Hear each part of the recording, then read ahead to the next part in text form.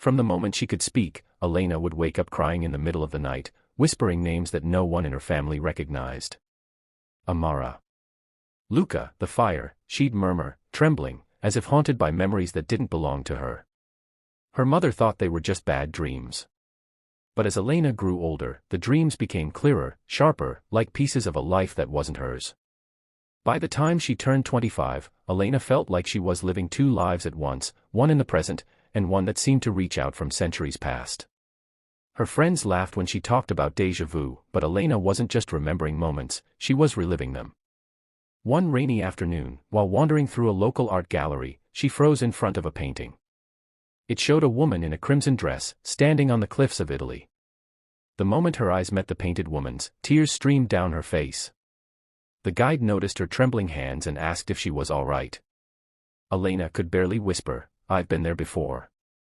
That moment was the beginning of her search for answers, answers that would lead her to discover the 8 signs that she might be a reincarnated soul. 1. Memories that don't belong to you. Elena began writing down every detail from her dreams, the language, the places, the names. She spoke fluent Italian, though she had never studied it. When she visited Italy months later, something eerie happened. She recognized streets she had never walked before, felt a pang of nostalgia at ruins she'd only ever seen in her dreams. Locals stared at her when she described an old inn that no longer existed, one that had burned down 200 years ago. The first sign became undeniable: she was remembering things she had never lived. 2. Unexplainable fears. Since childhood, Elena had been terrified of fire. Even the flicker of a candle made her palms sweat. During a meditation retreat, she saw flashes, buildings engulfed in flames, screams, and a man dragging her toward safety. When she woke, she was shaking, but something inside her whispered, "This already happened once." She later learned of a fire that had destroyed a village near Florence centuries ago. Many lives were lost, including a young woman named Amara. Elena couldn't explain why, but hearing that name made her chest tighten. 3. Instant connections. At a cafe in Rome, she met Luca, a kind man with quiet eyes. From their first conversation, it felt like they'd known each other for lifetimes.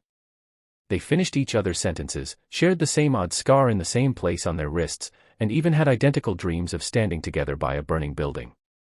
It was as if their souls had been searching for each other through time. Luca, too, felt it, a pull so strong it couldn't be coincidence. 4. Wisdom beyond your years. Elena had always felt out of place among her peers, too mature, too introspective, as if she'd lived through more than one lifetime. She offered comfort to others easily, understanding pain that wasn't her own. Her therapist once said, "You have the heart of someone who's lived many lives." She began to realize that her empathy came from remembering the lessons her soul had already learned. The more she embraced it, the more peace she found. 5. Déjà vu that feels too real. While visiting an ancient chapel with Luca, Elena gasped. The scent of incense, the creak of the old wooden doors, even the echo of a priest's chant, it all felt familiar. She could predict what was behind each corner.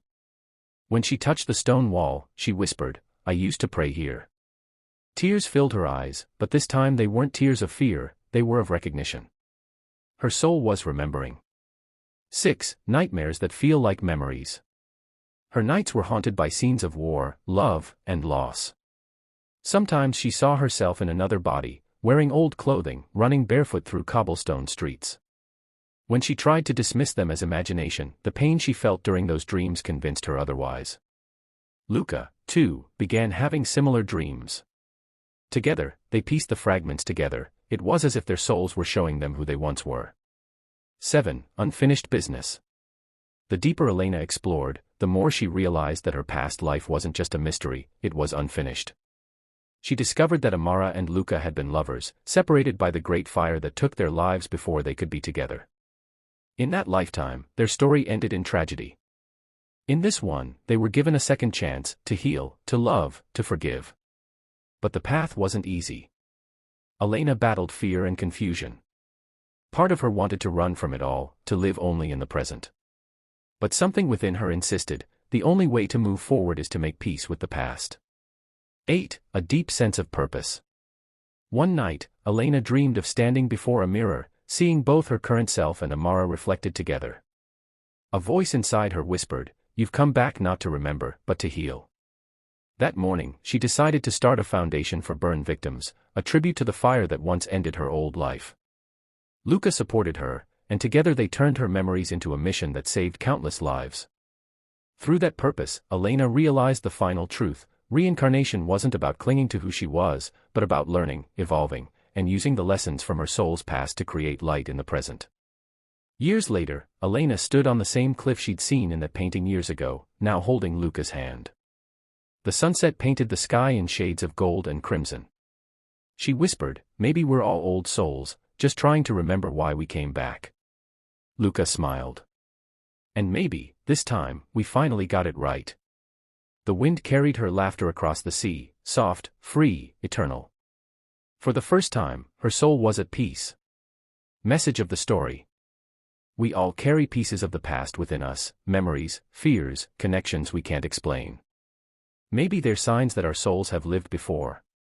But the true gift of remembering isn't to dwell in who we were, it's to become who we're meant to be now.